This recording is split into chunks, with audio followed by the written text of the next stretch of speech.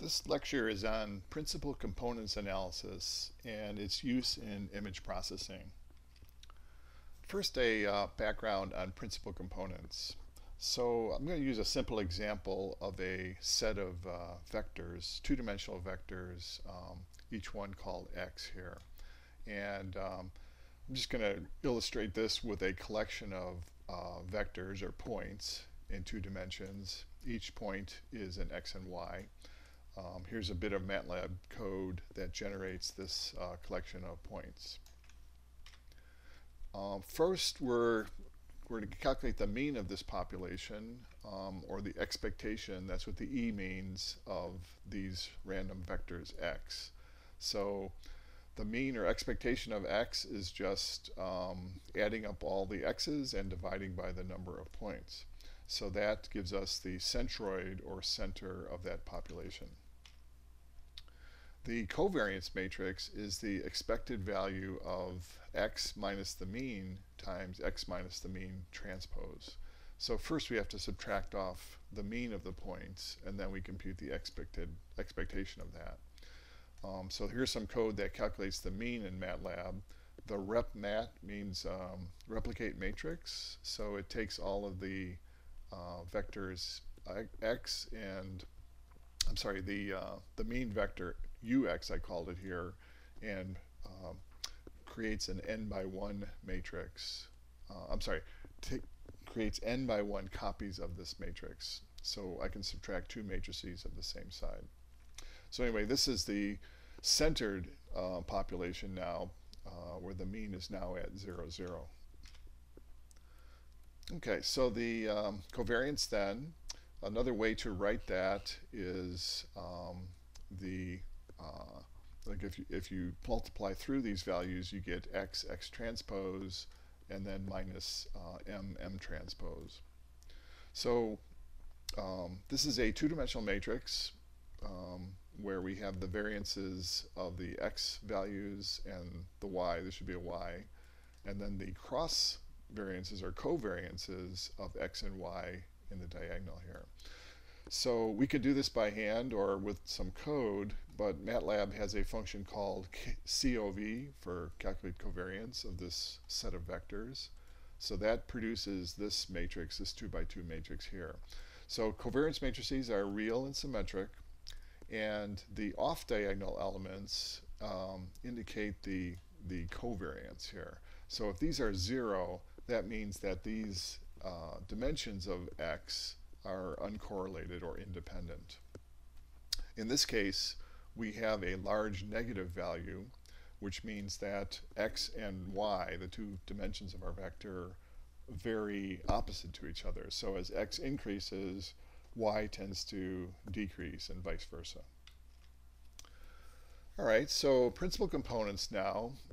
We take the eigenvectors and eigenvalues of our covariance matrix. So the definition of an eigenvector is a vector such that we multiply our matrix times that vector, we get the vector back times a scalar eigenvalue.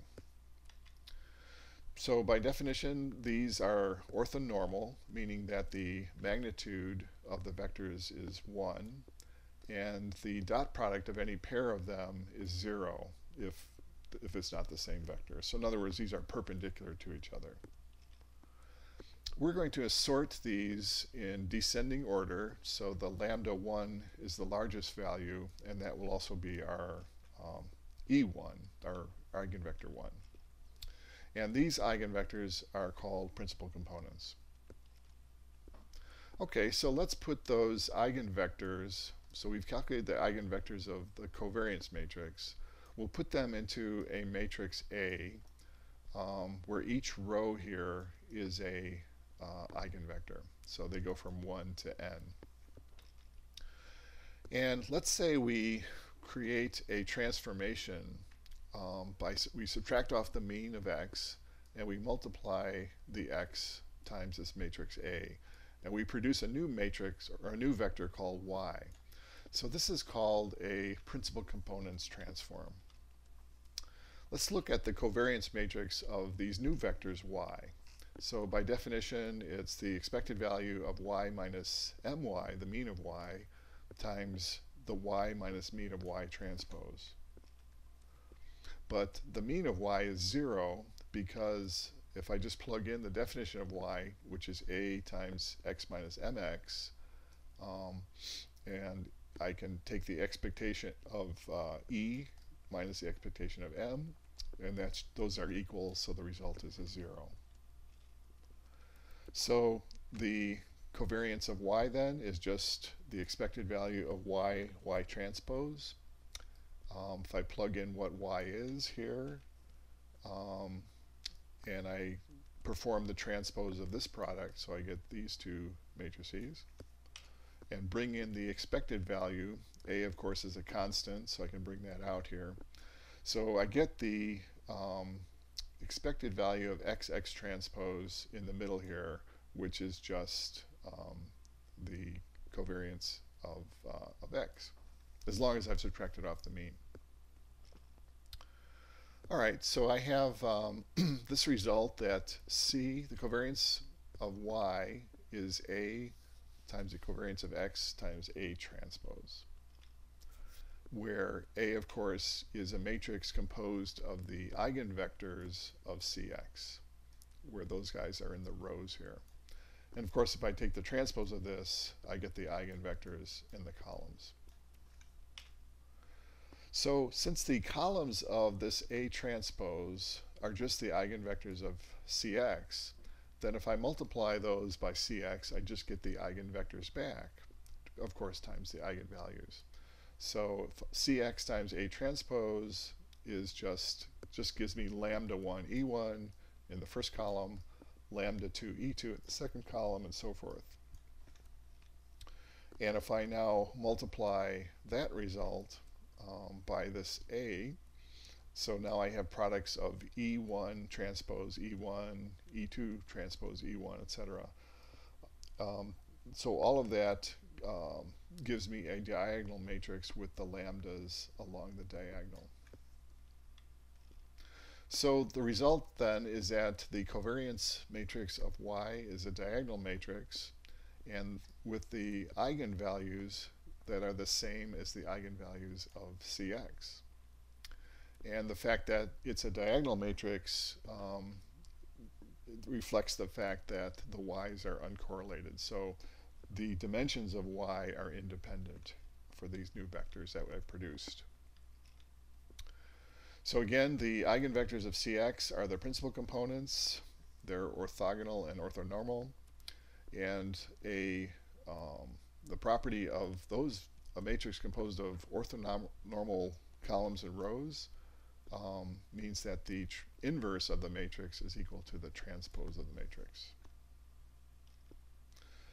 So once we have the y's, we can express any x as a linear combination of the principal components.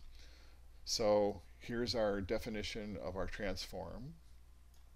If I multiply by A transpose on both sides, I get this.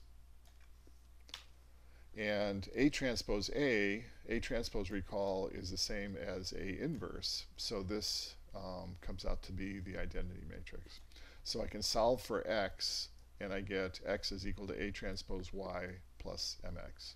So given a y, I can reconstruct the x. So that example that I used, simple two-dimensional vectors, I can compute the eigenvalues and eigenvectors of Cx. I'll use Matlab's EIG function here. That produces two matrices V and D, where V are the vectors and D are the eigenvalues. So the result is these two eigenvectors. So I've got two eigenvectors, it's a 2x2 matrix, and the corresponding eigenvalues. And just to verify that these really are the true eigenvectors and eigenvalues, if I multiply my original matrix Cx times the first eigenvector, I get this, and that is equal to multiplying that eigenvector times the eigenvalue. Same thing for the second one here.